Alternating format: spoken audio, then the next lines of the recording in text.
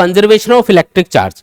Charge को ना तो आप प्रोड्यूस कर सकते हो और ना ही डिस्ट्रॉय कर सकते हो। मतलब नया चार्ज ना तो आप बना सकते हो, नया चार्ज ना तो आप प्रोड्यूस कर सकते हो, ना ही चार्ज को डिस्ट्रॉय कर सकते हो। जो चार्ज अवेलेबल है नेचर में उसको आप खत्म भी नहीं कर सकते, डिस्ट्रॉय भी नहीं कर सकते। इस प्रॉपर्टी को हम बोलते हैं कंजर्वेशन ऑफ चार्ज।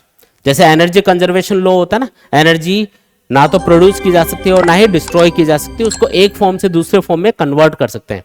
कुछ उसी तरीके से चार्ज भी ना तो प्रोड्यूस किया जा सकता ना डिस्ट्रॉय किया जा सकता है, बस इलेक्ट्रॉन के ट्रांसफर की वजह से आप इसको महसूस कर सकते हो, किसी भी बॉडी को चार्ज कर सकते हो। एक एग्जांपल से समझो इसको। जैसे एक ग्लास की रोड है अपने पास और एक सिल्क क्लॉथ है। शुरुआत में इन पे कोई भी चार्ज नहीं है, तो दोनों पे चार्ज की वैल्यू 0, तो नेट चार्ज कितना हो गया यहाँ पे?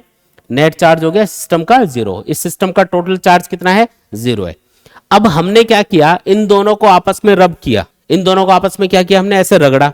और जैसे ही आप इसको रब करोगे ना ऐसे, तो कुछ इलेक्ट्रॉन ग्लास की रोड से निकल के सिल्क क्लॉथ पे चले जाएंगे।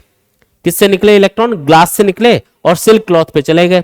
तो अगर ग्लास से इलेक्ट्रॉन निकल के सिल्क के ऊपर जा रहे हैं, मान लो 10 इलेक्ट्रॉन ट्रांसफर हो गए फॉर एग्जांपल, तो क्योंकि ग्लास तो इलेक्ट्रॉन को लूज कर रहा है, तो इसके ऊपर कौन सा चार्ज आएगा? पॉजिटिव। कितना?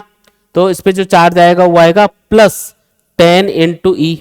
और क्योंकि सिल्क क्लॉथ इलेक्ट्रॉन को गेन कर रहा है, 10 इलेक्ट्रॉन इसके ऊपर आ रहे हैं, तो इसके ऊपर चार्ज आएगा -10E, है ना। E मतलब चार्ज ऑफ 1 इलेक्ट्रॉन या प्रोटॉन।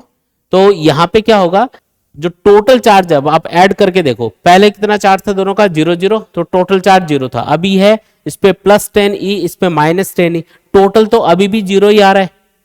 नेट चार्ज अभी भी कितना आ रहा है? 0।